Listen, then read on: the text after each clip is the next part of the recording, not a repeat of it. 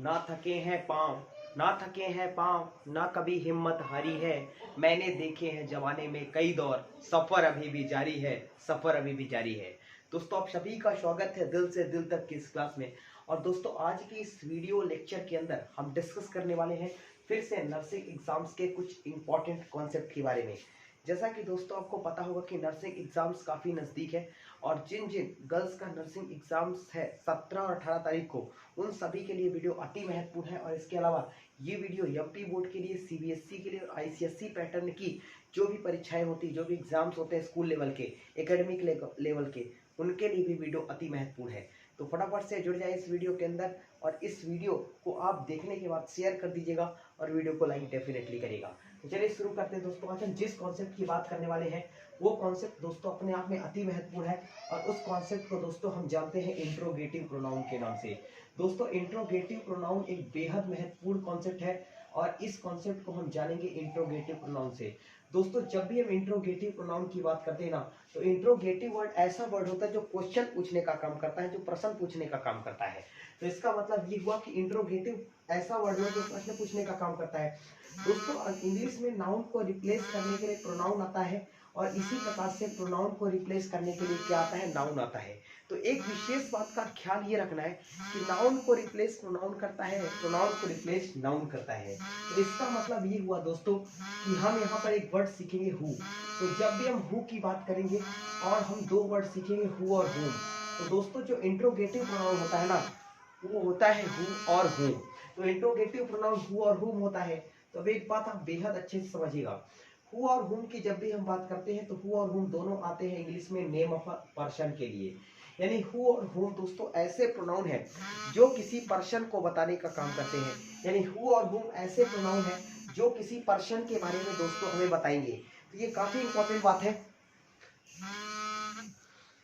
तो जब भी हम हु और हुम की बात करते हैं तो हु और हुम क्या करेंगे, ये किसी पर्सन के बारे में बताएंगे।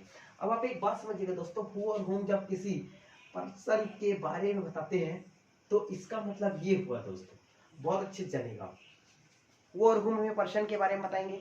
इसका मतलब ये हुआ कि हमने एक सवाल पूछा, हु किल्ड बाहुबली। आपने इसका जवाब दिया कटप्पा। आपने इसका जवाब दिया कटप्पा किल्ड बाहुबली, कटप्पा किल्ड बाहुबली। तो यहाँ पर आप एक बात समझिएगा दोस्तों, आपने बोला कटप्पा किल्ड बाहुबली, तो ये किल्ड बाहुबली और ये किल्ड बाहुबली दोनों ही सेम है क्वेश्चन में भी और इसके अलावा हमने आंसर में भी देखा। तो ये दोनों सेम है। अब दोस्तों ये वर्ब हो गया। अब हमेशा वर्ब के पहले कौन सा केस यूज किया जाता है, आपने कहा था वर्ब के पहले सब्जेक्टिव केस यूज किया जाता है। तो हु के स्थान पर कौन सा केस आया, सब्जेक्टिव केस। यानी हु के स्थान पर कटप्पा है जो कि सब्जेक्टिव केस है। तो पहली बात हमने दोस्तों जाना कि हु का प्रयोग इंग्लिश में सब्जेक्टिव केस के लिए किया जाता है, सब्जेक्ट को बताने के लिए किया जाता है। यानी हु का जो आंसर मिलेगा वो सब्जेक्टिव केस में नेम ऑफ अ पर्सन मिलेगा। और हमने देखा कटप्पा क्या है, नेम ऑफ अ पर्सन है। तो हु और हुम का प्रयोग नेम ऑफ अ पर्सन के लिए किया जाता है और हु का प्रयोग सब्जेक्टिव केस के लिए किया जाता है। दूसरी इंपॉर्टेंट बात दोस्तों, हुम।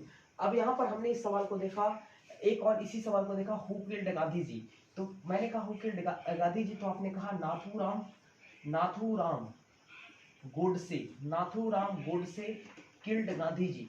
तो आपने देखा इस सवाल में नाथूराम गोडसे किल्ड गांधी जी, तो आपने यहाँ पर देखा ये किल्ड गांधी जी और किल्ड गांधी यहाँ पर सेम है और Nathuram Godse name of person है और हु के स्थान पर आया है सब्जेक्टिव केस की तरह। इसका मतलब हु का प्रयोग सब्जेक्टिव केस के लिए किया जाता है। अगला सवाल देखते हैं, होम किड दीपिका मैरी। तो आपने कहा कि रणवीर दीपिका मैरी लिखेंगे, Deepika married, Deepika married Ranveer Singh, Deepika married Ranveer Singh. तो आपने दोस्तों इस सवाल में देखा दीपिका मैरिड रणवीर सिंह। तो अगर मैं देखूं तो इस सवाल में डिड दीपिका मैरी और रणवीर ये डिड दीपिका मैरी और दीपिका मैरिड ये सेम टेंस है, सेम टेंस है, दोनों पास्ट की बात करेंगे। और ये जो होम का आंसर मिला है ना दोस्तों, ये होम का आंसर मिला है रणवीर सिंह। तो ये आपका सब्जेक्ट हो गया, ये वर्ब हो गया, ये ऑब्जेक्ट हो गया। इसका मतलब होम का आंसर हमें ऑब्जेक्ट के रूप में मिल रहा है। तो होम का प्रयोग दोस्तों ऑब्जेक्टिव केस के लिए किया जाएगा। तो होम एक ऐसा प्रोनाउन है जो ऑब्जेक्टिव केस को रिप्लेस करेगा। यानी ऑब्जेक्टिव केस के स्थान पर आप होम का आंसर सही देंगे। तो होम का प्रयोग दोस्तों ऑब्जेक्टिव केस के लिए, हु का प्रयोग सब्जेक्टिव केस के लिए। ये बेहद इंपॉर्टेंट बात है। चलिए तो अब दोस्तों आगे एक सवाल को देख लेते हैं। Dash Shikha is talking to.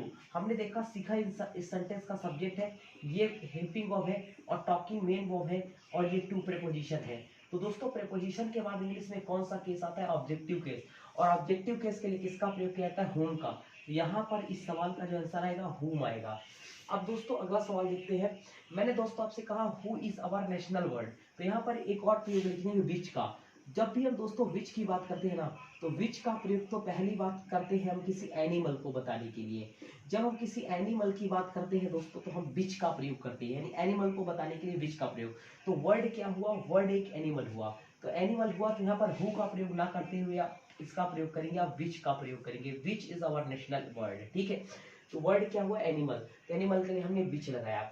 अब दोस्तों विच का दूसरा प्रयोग जानते हैं। विच का दोस्तों एक प्रयोग ऑब्जेक्ट को बताने के लिए, किसी वस्तु को बताने के लिए किया जाता है। फॉर एग्जाम्पल देखिएगा, मैंने कहा विच is your book. Which is your book, तुम्हारी बुक कौन सी है? विच इज योर बुक। तो बुक क्या हुआ दोस्तों? बुक एक ऑब्जेक्ट हुआ। ऑब्जेक्ट को बताने के लिए किसका प्रयोग करेंगे? विच का। विच का एक प्रयोग दोस्तों होता है पॉइंट आउट करने के लिए, किसी चीज की तरफ संकेत या इशारा करने के लिए भी हम विच का प्रयोग अंग्रेजी में करते हैं। तो एक सवाल मैंने लिखा, who of the following discovered the law of gravitation. तो लॉ ऑफ ग्रेविटेशन को किसने डिस्कवर्ड किया था? तो हमको इसके आंसर से मतलब नहीं है। यहाँ पर हम एक पॉइंट आउट करने की बात करें कि किस इंसान ने पॉइंट आउट किया इन चार ऑप्शन में से। तो इसका मतलब यहाँ हु नहीं, यहाँ विच का हम प्रयोग बेहतर मानेंगे। तो हु के स्थान पर हम विच का प्रयोग करेंगे, ठीक है। अब दोस्तों मैं आपको एक बात और यहीं पर बताना चाहूंगा विच के बारे में थोड़ा सा। दोस्तों जब भी हम विच की बात करते हैं तो विच का अगर सॉलिड प्रयोग आपको सीखना है तो विच के लिए विच बात करता है दोस्तों किसी पर्सन की, ठीक बात है। और विच दोस्तों किसी पर्सन को पॉइंट आउट करता है, किसी पर्सन की बात करता है। विच बात करता है दोस्तों किसी एनिमल की, और विच बात करता है दोस्तों पॉइंट आउट करने के लिए। तो ये विच के तीन बेहतरीन प्रयोग हैं दोस्तों। विच बात करता है किसी पर्सन की, किसी एनिमल की, किसी ऑब्जेक्ट की, और किसी को पॉइंट आउट करने के लिए, किसी की तरफ संकेत या इशारा करने के लिए, ठीक है। तो यहाँ पर इंसान की तरफ पॉइंट आउट किया जा रहा, तो आप हु नहीं, आप विच का प्रयोग करेंगे। अब दोस्तों तीन सवाल मैंने लिखे हैं, इनको देखिए। Who is your friend, which is your friend and what is your friend. इन तीनों में आपको दोस्तों सही जोड़ी मिलाना है, यानी कुल मिलाकर आपको मैच द कॉलम बताना है। तो मैच द कॉलम में आपके पास इसमें ये बताना है इन तीन सेंटेंस में कौन सा सेंटेंस जॉब या प्रोफेशन को बता रहा है, कौन सा सेंटेंस नेम को बता रहा है, और कौन सा सेंटेंस पॉइंट आउट कर रहा है। तो दोस्तों जब भी हम विच की बात करते हैं तो विच एक ऐसा सेंटेंस है जो पॉइंट आउट करता है। तो ये देखिए विच को हमने इस सेकंड वाले ऑप्शन को हमने किससे मिला दिया? पॉइंट आउट से मिला दिया, ठीक है। इसको पॉइंट आउट से मैच कर दिया। फिर लिखा है व्हाट इज योर फ्रेंड। तो व्हाट इज योर फ्रेंड में मैं क्या पूछ रहा हूँ? व्हाट इज योर फ्रेंड में दोस्तों यहाँ पर अगर मैं देखूँ तो इस सवाल में मैं जॉब या प्रोफेशन के बारे में पूछ रहा हूँ। फिर मैंने कहा दोस्तों कि हु इज योर फ्रेंड, तो आपने यहाँ पर फ्रेंड का क्या पूछा? नाम पूछा। तो इस तरह से जोड़ो दोस्तों, हमने इस मैच द कॉलम को ठीक कर लिया है। इसका मतलब यही था दोस्तों इंट्रोगेटिव प्रोनाउन हु, हुम और विच का प्रयोग। तो उम्मीद करता हूँ दोस्तों हु, हुम और विच का प्रयोग आपको समझ में आया होगा बिना किसी प्रॉब्लम के। अगर ये वीडियो अच्छा लगा दोस्तों तो वीडियो को लाइक करिए। इसी तरह से मैं जल्दी संख्या में 5 से 10 वीडियो आपके लिए अपलोड करने वाला हूँ 18 तारीख के अंदर। तो फटाफट से इस वीडियो को लाइक करें, चैनल को सब्सक्राइब करें। मिलेंगे आपसे नेक्स्ट वीडियो में फिर नए शानदार कॉन्सेप्ट के साथ। तब तक अपना ख्याल रखिएगा। Thank you so much, love you all, जय हिंद।